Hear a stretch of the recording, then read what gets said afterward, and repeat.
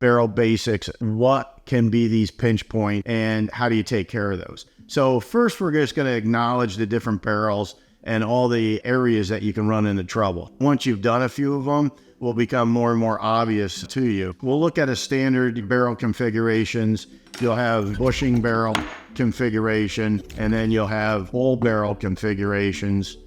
Also, a few things to take into consideration is ramped barrels and then standard unramped barrel. Are you setting this pistol up for defense or tactical type shooting like IDPA or something of that nature? Or are you going to shoot for bullseye shooting? Your process of how you're going to want to fit this is basically the same, but you're probably going to want a tighter fit on the 5-inch for bullseye versus a gun that you're going to be running more like a race gun or a defense gun. So what can be the issues that can cause some bind on the hood area of the barrel? On the sides here of the top of the hood, on the back of the hood a little bit, and you're only talking a few thousandths. Depending on your pistol and the tolerances within your slide and frame, you're only talking a few thousandths, it could be up to like 3 or 4. Also on these side walls, we leave a little bit. Some people like to bump up on the back of the hood for a contact point. Some people like to bump on the one side opposite the ejection port. They'll want to bump up on this side over here a little bit on the side. One other thing on the hood, say you have a barrel that is locking up in the slide good, then you put it into the frame and you're trying to lock up,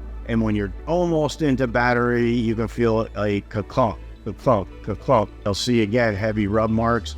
Is the sides of the hood here where it's going up into the breech face area, it's actually hitting one side or the other of the breech face as it's going up and in. So as this barrel is going up and into the breech face, there's 2 side walls, you'll see it's bumping. So I've had a lot of people, they'll have a barrel fit almost as like, Bob, I got it 95% there, but I can't. You'll take a few swipes of a file on the side where you're seeing the heavy rub mark.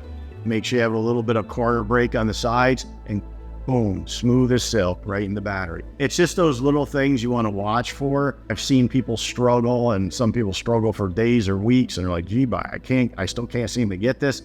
And it could be something as very simple as just those little interference points that you want to look for. Okay, so where's the next areas? Well, the hood here is left a little bit heavy, but we do polish these before we send them out, laser engrave them, everything. So generally, there's not a whole lot to do in this area here on the top of the hood. Also, the lugs. These lugs are already cut to depth. Some people leave the lugs on their match barrels shallow. I don't like that. The reason being is when you lock up a 1911 barrel, you may want a contact point on the bottom of the lug, but generally your biggest area is on the face of the lug. And the first lug is your money area. This is the money lug right here. The rest of them are along for the ride. You usually don't have to do any work on our barrels on the lug area here. They'll actually go in very nicely as long as your slide's in good shape. On the bottom here, you're going to have the foot profile. We leave about 1 to 2 thousandths using a number 3 link. It gives you a little bit of meat on here to polish a little bit if you wish. A lot of people, they like to ride a little heavy on the barrel feet. Other people don't. Again, that's your choosing. On a match fit, definitely I like to see the slide stop pin rubbing on here a little bit. And it will depend on what link you choose. In your assembly, what's fitting best. I like to set everything up around a number 3. Sometimes I may move to a number 4. I generally don't drop links in a negative sense, but sometimes I'll go up positive on the links. Some gun builders go way up on the link. I like to rub on the feet a little bit here. Most production guns, you will very rarely see the slide stop pin rubbing on the feet here. It's riding the link, which some people don't like that, but it's still very functional. And for a IDPA style gun, a defense gun, you kind of want it a little bit less tight. You want that gun just to run very easily.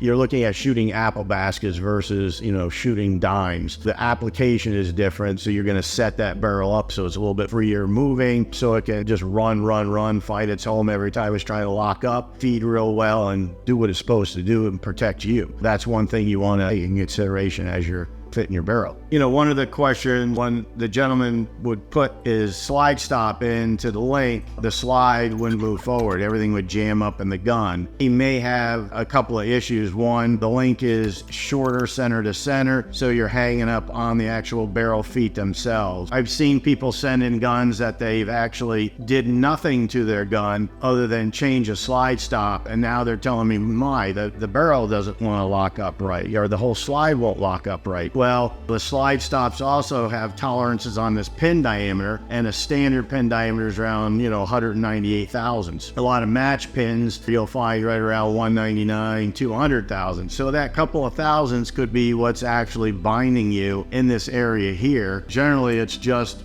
working the barrel feet a little bit here, or the link is improper. The pin itself and how it's riding on barrel feet, right like this, out of the gun. Just take it.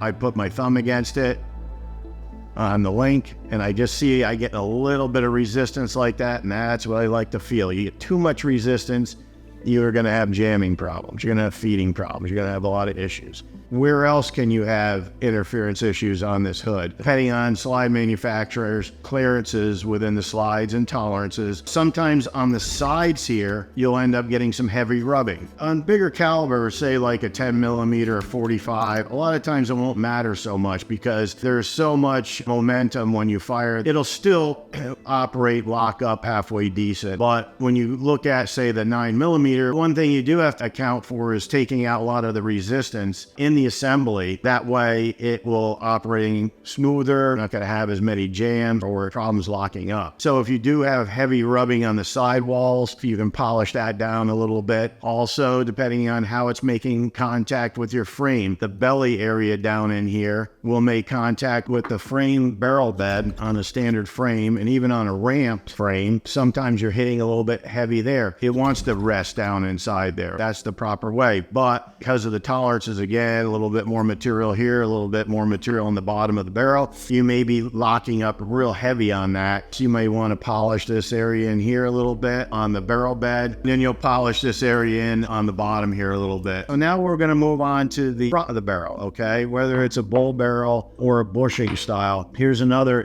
area I see, match bushing. You still have to have clearance. I'll find people that'll buy undersized bushings and don't know how to really fit them properly. What they'll do is they'll fit them so tight. You got to remember, this assembly is locking up in a 1 degree angle, and it could be even different than that depending on the link that you're using. Whatever assembly I'm working with, you may have to use a different link at times. That's the way it is with all the different varieties and manufacturers that are out there.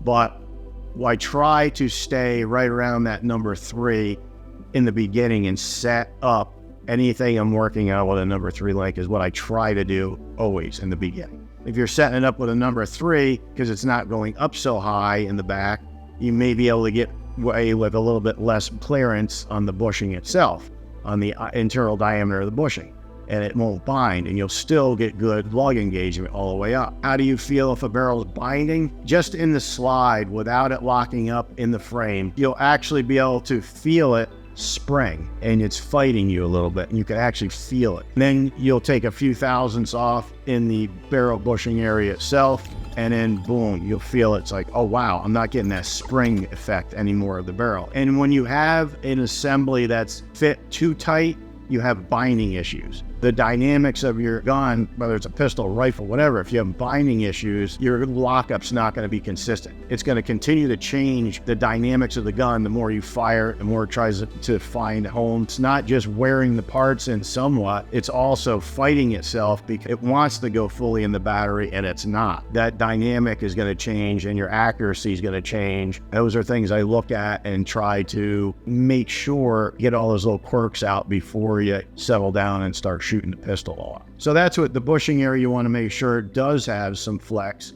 So those are things to look at there. On the bull barrel, you got the same issues basically, but it's on the diameter of the bull out here. Try to keep our slides right around 700 thousandths for the ID diameter. And then your barrel OD for good lockup with a number 3 will generally end up right in like the 696 area. I've had guys don't have much experience fitting a barrel and they'll be like, well, the bore is 700. I want this to be 700. That's nice, but it's never going to lock up.